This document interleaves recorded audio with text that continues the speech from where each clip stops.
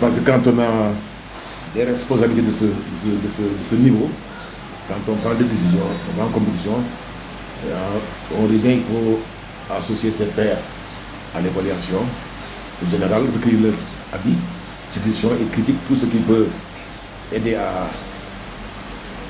la bonne marche du futur de nos équipes nationales. Donc, c'est dans ce sens-là que j'ai initié cette rencontre avant de rencontrer le bureau fédéral.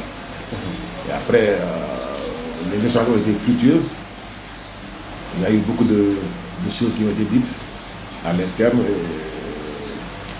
Nous avons ensuite enchaîné sur le tournoi de montée, en premier lieu qui va se tenir au courant du mois de novembre, le tournoi national des jeunes au mois de décembre et ensuite la formation des cadres, technique premier degré, deuxième degré, que nous voulons initier cette année, mais en ligne. On va faire la partie théorique en ligne, après voir un peu les modalités pour la partie pratique et l'évaluation finale.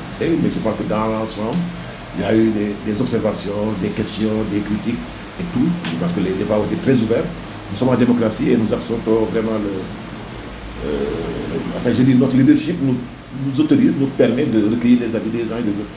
Mais je pense que ça s'est très bien passé dans le respect, entre nous techniciens, on s'est dit les choses et moi j'ai expliqué tout le processus, tout ce qui s'est passé, autant en Coupe du Monde U19, on était en quart de finale pour la première fois, autant l'expédition de Kigali, j'ai recueilli le rapport de coach Boniface et j'ai défendu devant mes pairs un peu tout ce qui s'est passé et après le basket des filles aussi. Ça c'est notre souhait et nous voulons vraiment impérativement que les gens, parce qu'il y en a qui ont coaché cette année sous réserve devant le diplôme, donc il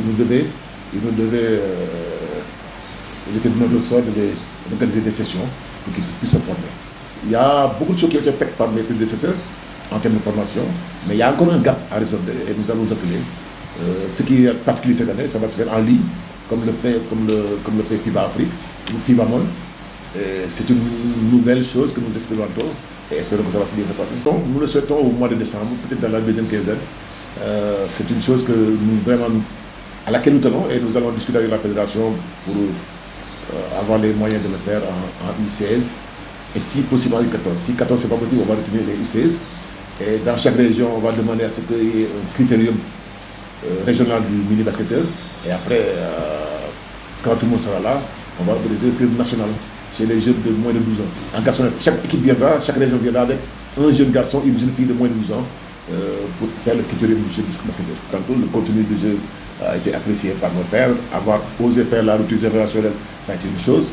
Je pense que nous avons félicité les anciens qui étaient là, mais on est arrivé à un moment où il faut donner la chance aux plus jeunes pour ne pas dire les jeunes. Je ne pas dire les jeunes parce que la moyenne d'âge de l'équipe est de 29 ans, ça je vous le rappelle. Si on n'ose pas le faire, si on va continuer, dans quelques années on n'aura plus de sélection nationale. Ça c'est le DTN qui parle. Je me soucie beaucoup plus du devenir de cette équipe que du présent.